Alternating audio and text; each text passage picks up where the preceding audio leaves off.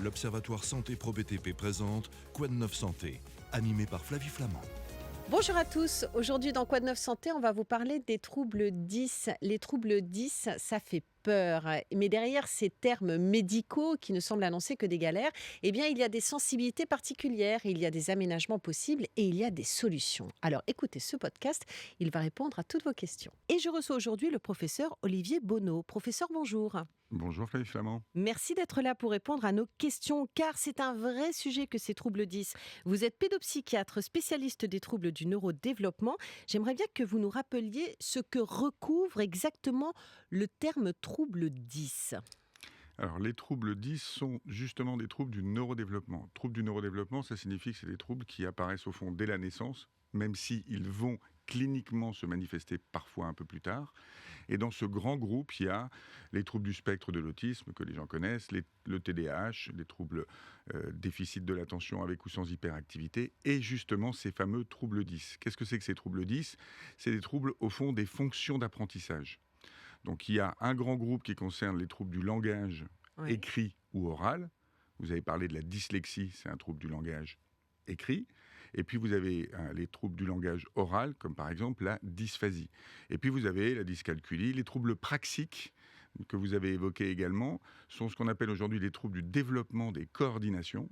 Et c'est un autre type de trouble du neurodéveloppement, mais ça fait partie des troubles 10. Donc ce qui est intéressant, c'est qu'un enfant naît avec ces troubles, ce que l'on ne sait pas forcément d'ailleurs, et ces troubles évidemment se manifestent au moment de l'entrée à l'école, au moment de l'entrée de l'apprentissage.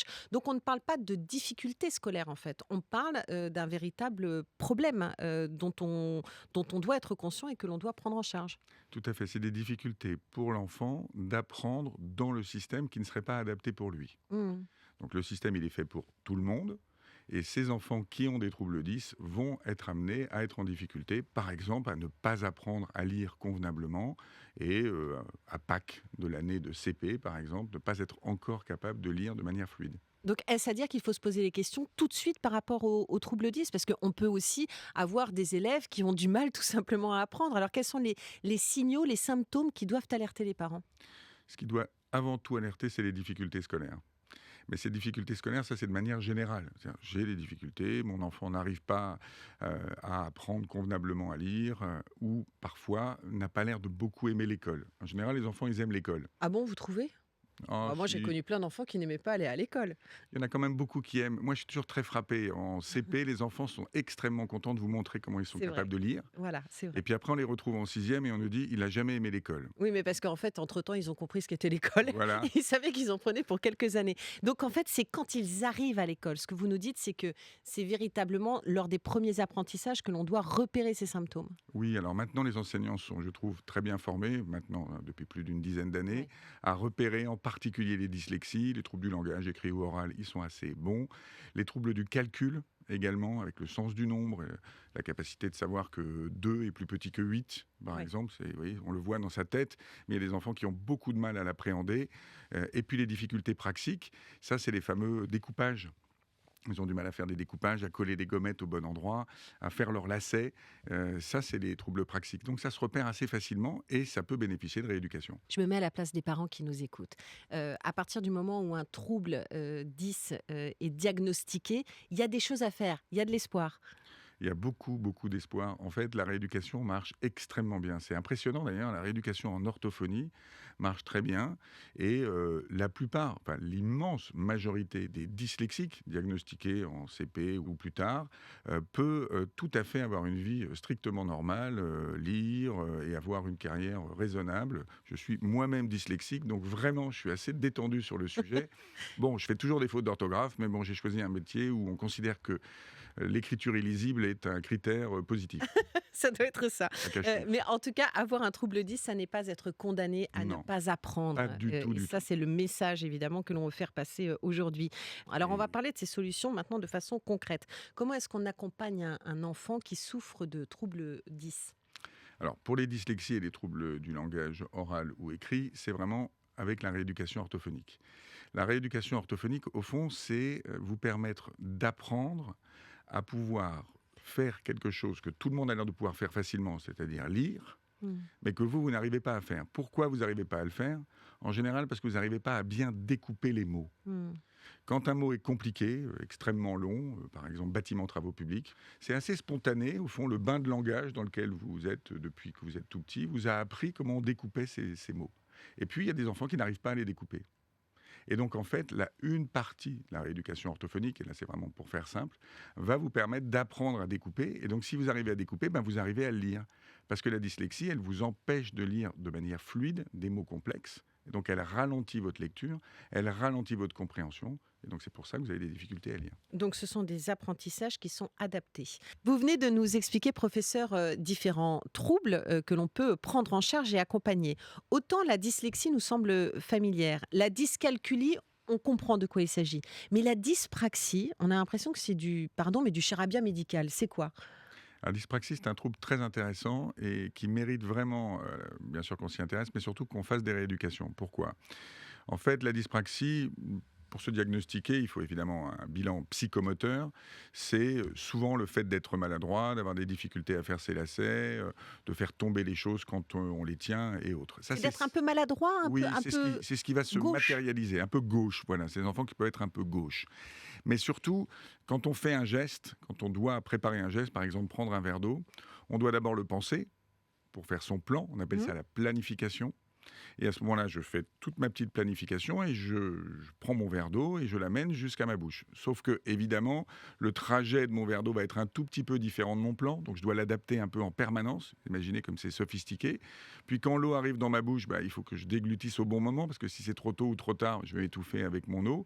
Et donc, c'est ça qui est perturbé, c'est cette planification qui est perturbée chez les enfants qui ont un trouble praxique, et c'est ça qui va se rééduquer. Donc la rééducation se fait au niveau du cerveau et de la pensée, pas au niveau Voilà. du geste. C'est exactement, c'est pas au fond un trouble mécanique, c'est un trouble psychique. C'est pour ça qu'on appelle ça psychomotricité. Professeur Bonneau, racontez-nous le quotidien d'un enfant qui souffre de troubles 10.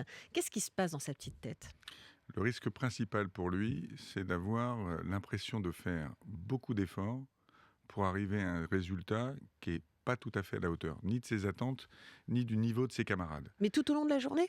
Alors oui, parce qu'en fait, chaque fois qu'il va falloir lire pour une dyslexie, ça va lui prendre beaucoup plus d'énergie, il va être obligé de se concentrer beaucoup, donc il va être fatigué, et à la fin, il va moins bien comprendre le texte. S'il a un trouble praxique, il va falloir faire toutes sortes de petites manipulations, il va devoir se concentrer beaucoup, il va être plus fatigué. Et il va toujours se dire, je ne comprends pas pourquoi mes camarades ont l'air d'y arriver si facilement, et que moi, j'y arrive moins bien et difficilement, avec une fatigue extrême. Donc il va avoir l'impression d'être mauvais, Hmm. il va se dire qu'il n'est pas terrible comme petit garçon, il va avoir une baisse de son estime de lui-même. Hmm. Le risque de ça, c'est qu'évidemment, il va devenir un peu triste. Le risque est même la dépression. S'il commence à être triste et à avoir une baisse d'estime de lui-même, il va moins bien travailler encore. Et donc, c'est un cercle vicieux qui s'installe. Et ça, c'est vraiment l'élément qu'il faut combattre de manière vraiment principale. Maintenant, les parents, quel est leur rôle aussi dans ce quotidien?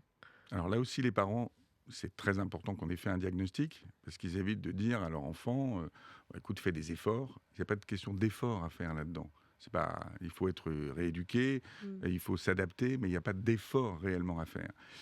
Ils disent pas non plus à leur enfant qu'il ne travaille pas à l'école, qu'il est feignant, par exemple. Hmm. Souvent, les troubles 10 ont tendance à abaisser l'estime de soi. Hein. On se dit, ah, je suis nul, je suis mauvais. Vraiment, si je reprends encore un exemple par rapport à moi-même, j'étais dyslexique. À l'époque, on ne connaissait pas ça. Et j'étais très mauvais en orthographe. J'étais le plus mauvais. Hmm. Donc, j'avais tout le temps 0, mais avec 50 fautes. Puis, de temps en temps, j'avais 45 fautes. Et puis, à un moment donné, j'en ai fait 20, mais j'avais toujours 0. Et c'est vrai que pour l'estime de soi, c'est pas facile à vivre. Ça sapait votre confiance en vous quand vous Bien étiez sûr, petit? on se disait, bon, voilà, je dois être idiot, puisque je n'y arrive pas comme les autres, pour qui c'est si facile, si simple, vous voyez. Et donc, il faut vraiment soutenir l'estime de soi de son enfant, donc plutôt valoriser les progrès, et comme on dit, voir le verre plutôt à moitié plein qu'à moitié vide. Et d'expliquer à l'enfant que ça n'est pas un drame et qu'il y a évidemment des solutions. Et les parents dans tout ça, professeur Bonneau? Ça n'est pas toujours facile d'avoir un enfant qui souffre de troubles de l'apprentissage.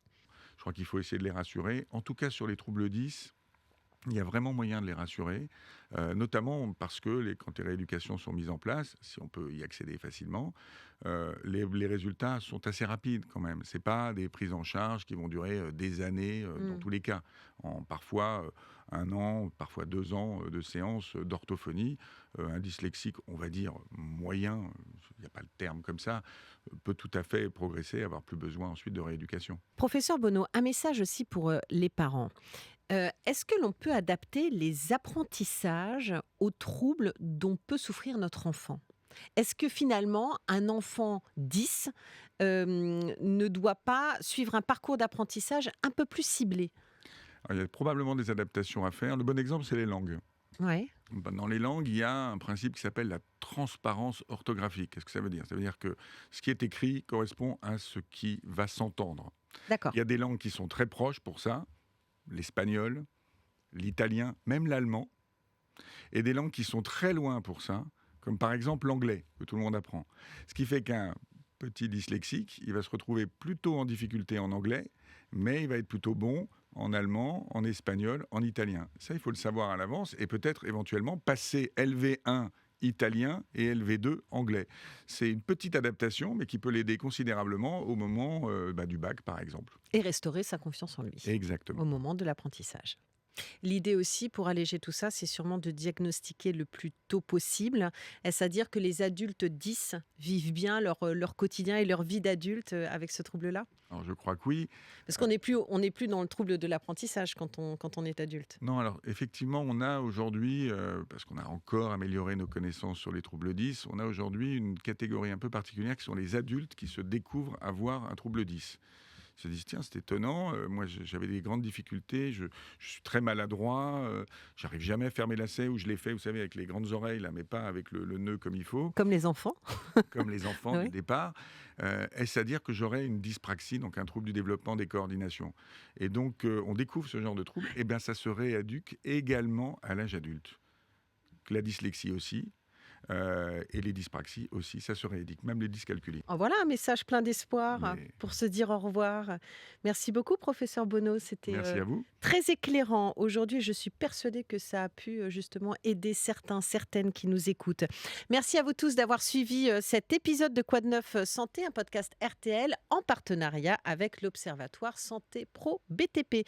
Vous pouvez d'ailleurs retrouver cet épisode ainsi que tous les précédents qui sont tout aussi passionnants sur observatoiresantéprobtp.com, sur rtl.fr et sur M6+. Ciao.